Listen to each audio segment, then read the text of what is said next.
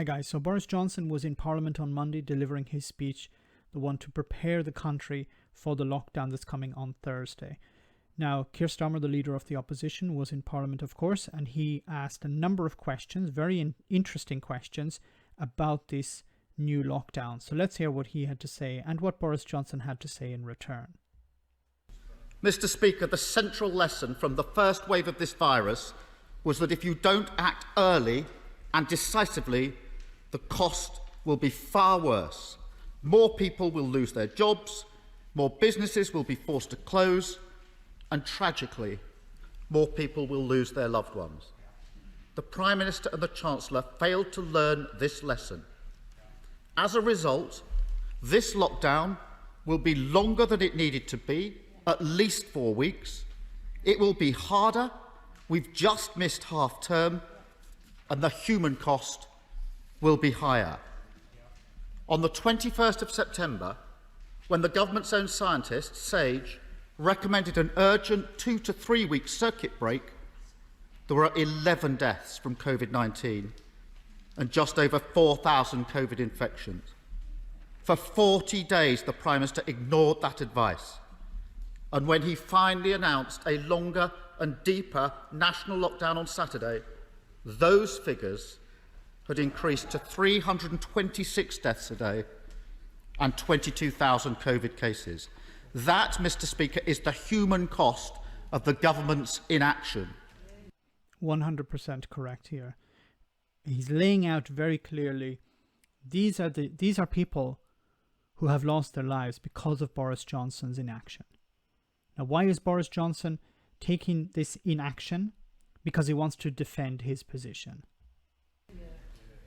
The reality is that the two pillars of the Prime Minister's strategy, the £12 billion track and trace and regional restrictions, have not only failed to stop the second wave, they've been swept away by it. At every stage, the Prime Minister has been too slow, behind the curve. At every stage, he's pushed away challenge, ignored advice, and put what he hoped would happen ahead of what is happening. This is very good. He's presenting Boris Johnson as someone who's living outside reality. The reality is we have a pandemic. We need to impose a lockdown. And Keir Starmer is completely correct here. And I'm completely on the same page as him. A lockdown should have been imposed much sooner. Boris Johnson avoided that because Boris Johnson is afraid of being undermined by his backbenchers. They're afraid that they're going to take heat for his actions, so they're trying to put pressure on him to avoid a lockdown. And unfortunately, Boris Johnson, I think, was listening to both them, maybe the likes of Dominic Cummings, who are dead against a lockdown, for economic reasons, not because they care about stopping this pandemic.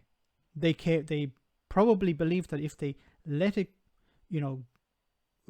go on as it is, perhaps they'll be able to, it will run out, it will burn itself out. And of course it did not. The opposite happened. At every stage, he's overpromised and underdelivered. Rejecting the advice of his own scientists for 40 days was a catastrophic failure of leadership and of judgment. The Prime Minister now needs to explain to the British people why he failed to act and to listen for so long. Of course, Boris Johnson will not say that, but this is a very powerful speech. Why did you fail to act and not listen? So he's presenting the idea of Boris Johnson once again as someone who's outside reality, out in his own bubble, surrounding himself with people who don't understand reality either, not connected with the problems of ordinary people, who think that if you just ignore the problem, it will go away. But tougher national restrictions are now needed. The virus is out of control, and the cost of further inaction would be huge. So Labour will provide the votes necessary to make this happen. So this is very important. He's presenting Boris Johnson an olive branch in a sense. Yes, you have criticised us, you have criticised the lockdown, you have come round to our way of thinking, we're going to help you out. Now, whether Boris Johnson actually needs the help of the opposition or not is not clear yet. there is a growing rebellion within the Conservative Party. Boris Johnson has his 80-seat majority, but it may not be enough, because if enough MPs rebel, he may need the opposition parties to get him over the line, which I think is very interesting, because it shows Boris Johnson as an extremely weak figure. He's a prime minister. He's in control of the government. He should be in control of this pandemic. He should be in control of his own party. But he's been undermined at every turn. He's not a powerful figure. He's a very weak figure. And if you didn't know who was in charge here, you would imagine that Keir Starmer was the Prime Minister and not Boris Johnson. But we will also demand that the government doesn't waste these 4 weeks and repeat past mistakes. So can the Prime Minister answer some very simple and direct questions? Will the government finally use this period to fix the broken track and trace system and give control to local authorities, as we've proposed for months? So this is the crux of dealing with this pandemic. We all know this, or most of us know this at this stage. You need to get the numbers down. You need to implement test, trace, and isolate. That's what a lockdown is required for. You need to get the numbers down so you have the breathing space. You have the numbers sufficiently low so that test, trace, and isolate can function correctly. As we have seen, and as I have mentioned on this channel in other videos, how South Korea, for example, was able to do that from the very beginning. If you have low numbers of cases, you're able to trace very well, and you're able to isolate and test, trace, and isolate continuously. What the problem is if you have huge numbers of new cases, the system is overwhelmed and it doesn't work. Then you need to implement a circuit breaker or a lockdown in order to get the numbers back down. But you're not going to see test, trace, and isolate working for a while yet, until the numbers are way down. We all agree that schools should be kept open. So will the Prime Minister finally put in place the additional testing, support and strategy needed to make this happen? Actually, I disagree here. I think you need to close the schools, because schools seem to be a hotbed of spread as well. So I don't know if it's a good idea to maintain schools open. Will the Prime Minister confirm that the new economic package, I think it will be the Chancellor's 4th in 5 weeks, will be at least as generous as in March? And despite the partial step he announced today, will he go further to close the gaping holes in support for the self-employed? And will there be further support for the 1 million people who've already lost their jobs since March? Once again, just a quick comment on this. The furlough scheme needs to be extended. It should be extended indefinitely, because people need those supports. And if you're going into another lockdown, it makes sense to extend the furlough scheme. And it seems to be something that the Chancellor is going to do. How does the Prime Minister plan to get a grip on messaging and rebuild public trust? After all, Mr. Speaker, this announcement is only happening today because it was leaked to the national papers before it came to Parliament. This is the most fundamental aspect of all of the government's response to the pandemic. You need trust between citizens and government. If you don't have that, you're fighting an uphill battle. And if you look at countries who have dealt with the pandemic correctly, have very low cases, generally there is not always, but generally there is a high level of trust between government and their citizens. Boris Johnson has whittled away a lot of public trust. The idea that Dominic Cummings didn't get punished for breaking the rules undermined greatly public trust. The idea that the government are, when it comes to Brexit, willing to break international law but expect citizens to follow the rules undermines public trust. And finally, can he clarify what the process will be for exiting lockdown? Will it be only when the national R rate is below 1, Or will some regions exit lockdown before others? I noticed the Prime Minister did not make this clear in his statement. This really matters because even before this national lockdown, millions of people have been living under restrictions for months. Leicester, for example, is on day 127. And after everything the British people have been through and are being asked to sacrifice again, they need confidence that the government actually has a plan, that there is light at the end of the tunnel. Unfortunately, I don't see Boris Johnson responding to this because he has avoided it. Even when he talked about having different tiered restrictions, he didn't explain how to get out of each of these tiers. He'd mentioned the R number, but then when he was challenged on it, he said, well, the R number is part of a bigger package. People have to understand, how do we get out of this? We need a target. For example, the government could set a target. They could speak to the scientists and say, okay, what is our goal? Is it 0 new cases? Is it 100 new cases? What is our goal? What can we deal with? They know. But Boris Johnson doesn't want to share that with the country. And I think this once again undermines public trust. Because if you said to the public and said to them clearly, we need to arrive at a stage where we're at 100 new cases a day, for example. It doesn't have to be 0. Let's say 100 new cases a day. Then he can say that's when we can implement a fully functional test and trace system. And once from that stage, we can wait for maybe a week or 2 weeks and see how we get on. And then we can start reducing the restrictions, easing the lockdown. Because then people will have a number fixed in their mind. Of course, individuals don't have any real impact on that number, but the public, the country, can work together to get to that number. Mr. Speaker, I know how difficult this next month will be, and the months to come. The lockdown will be harder, longer, and more damaging than it needed to be. And now, more than ever, we must stand together as a country, as families and as communities, and show once again that at a moment of national crisis, the British people always rise to the moment and support those in need. Thank you, Mr. Speaker. Prime Minister. Well, Mr. Speaker, I'm grateful to the right honourable gentleman for supporting. So I just wanted to say that was a brilliant speech by Keir Starmer. Let's hear what Boris Johnson has to say. These measures, and I think he's right to do so. But I make absolutely no apology, whatever.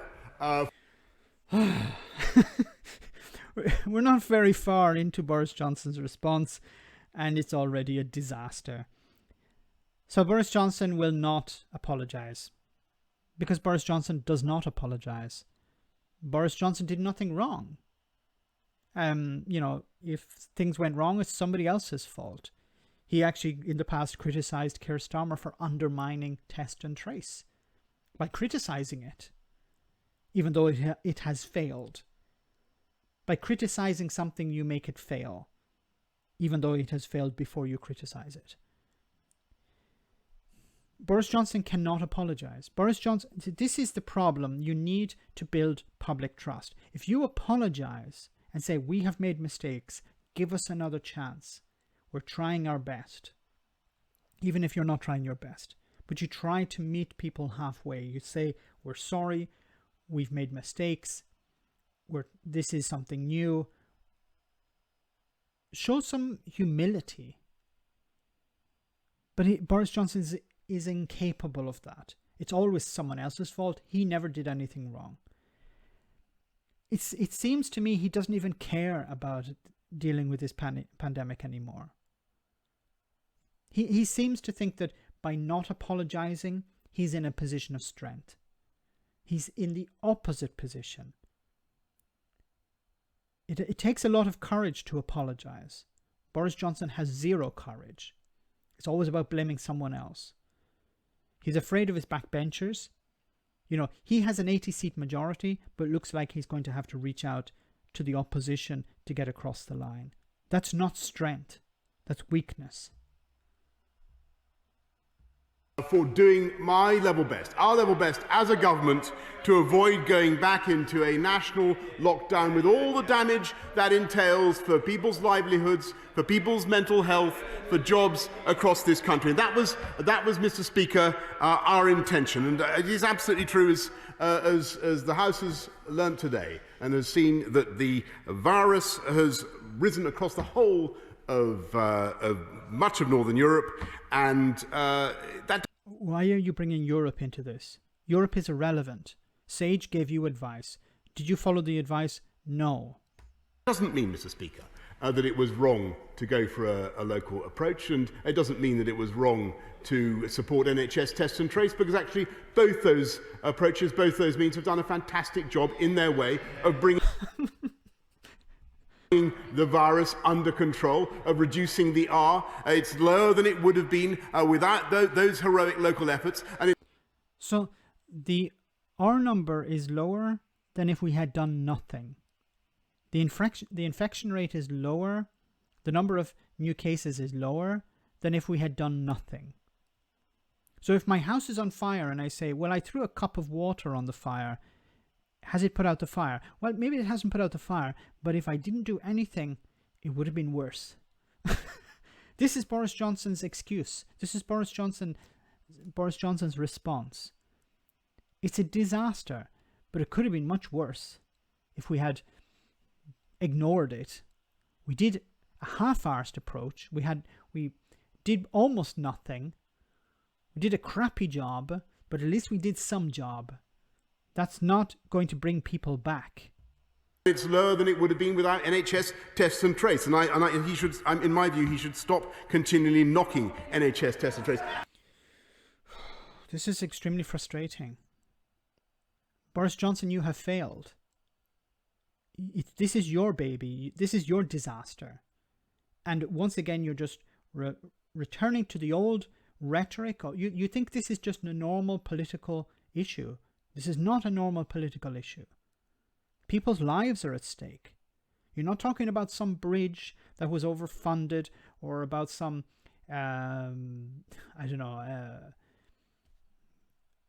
money for a bank or something like this. This is about people's lives.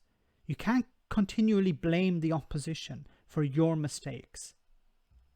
Because we need people to self-isolate. And if there is one criticism that I accept many criticisms, but the one thing I do think that we need to get right is we need to see people self-isolating. I've said this before. Boris Johnson is now blaming the public. So it's not test and trace that was handed out to a company like Serco, who had no ability to do it. It was not that the measures that were put in place were confusing and half-baked. It was not those problems. It was not the idea of let's encourage people to go out and eat in restaurants when there's a bloody pandemic still raging. No, it's not the fault of any of those things. It's because some individuals, members of the public, didn't self-isolate.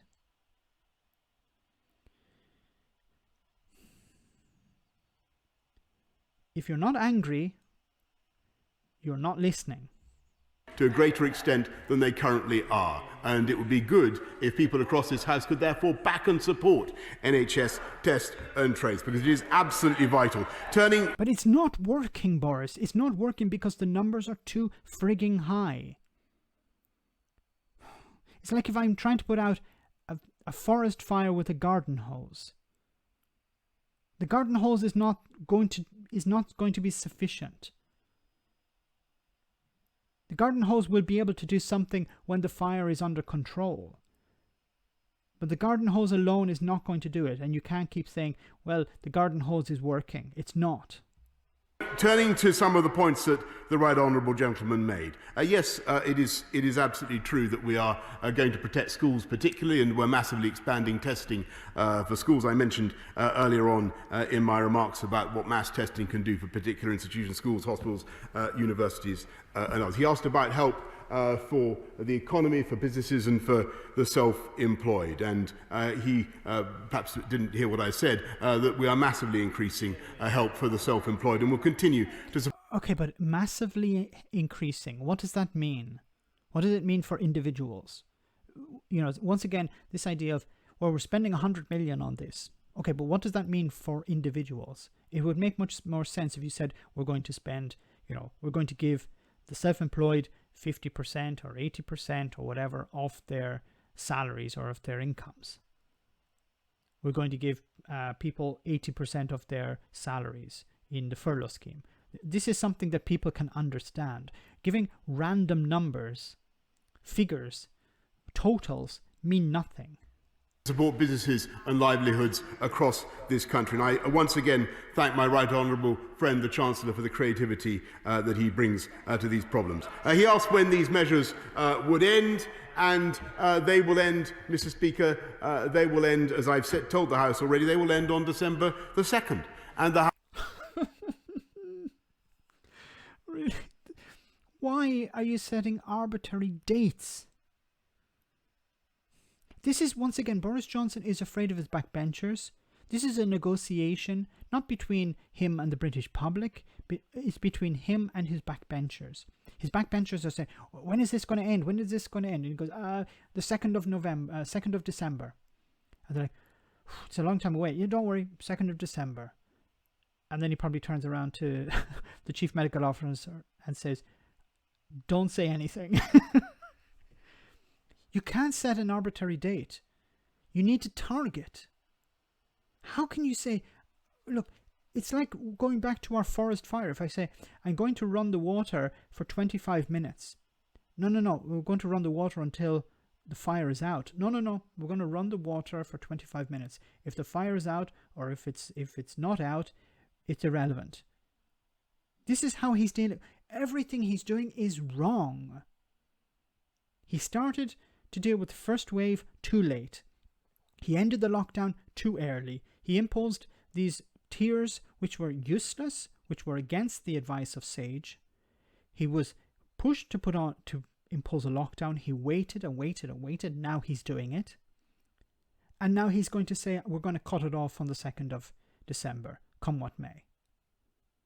But if you don't have the numbers down, how can you cut it off? The House has the right to decide and will vote on whatever measures it chooses to bring in. But we will then go back to the tiered system based on the data as it presents itself. Mr. Speaker.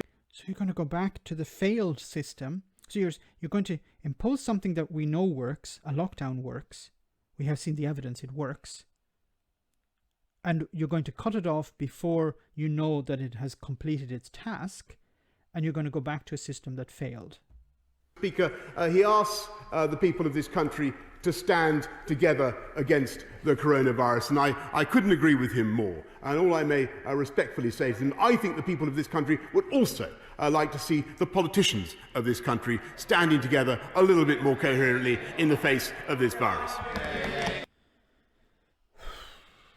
Once again, this is Boris Johnson's go-to. This is his modus operandi. What he does is he criticizes the other side, avoids the questions. He didn't talk about really how to get out of this. He just said it's going to end on the 2nd of December. That's not the way out. He just said it's going to end on the 2nd. This is the most ridiculous statement of the whole day. This is to keep on side backbench MPs who are under pressure from their constituents, under pressure from businesses who vote for them and support them. And they're putting pressure on Boris Johnson to avoid a lockdown. They've been imposing their will upon him, saying, Boris, you're not going to go into a lockdown or we're going to take away our support. Now, thankfully, he can reach out to the opposition. But this is once again a demonstration of his weakness, not his strength. I'll leave a link to the entire video in the description so you can watch the other comments by other MPs as well. But I think the worst part of all of this is that Boris Johnson is going to arbitrarily cut off the date, have a cut-off date where the pandemic is, in his eyes, over, where the lockdown must finish. Let me know in the comment section, guys, what you think. As always, your comments are greatly appreciated. Thanks a lot. I want to say a big thank you to all of my patrons. You ensure that this channel continues to exist. I'm eternally grateful for all of your support. If you join Patreon, you will receive instant access to our Discord server, where we have both audio and video chats. You can chat with me and other patrons, where we discuss important and non-important issues. Becoming a patron per month costs about the same as a large coffee, so why not check it out?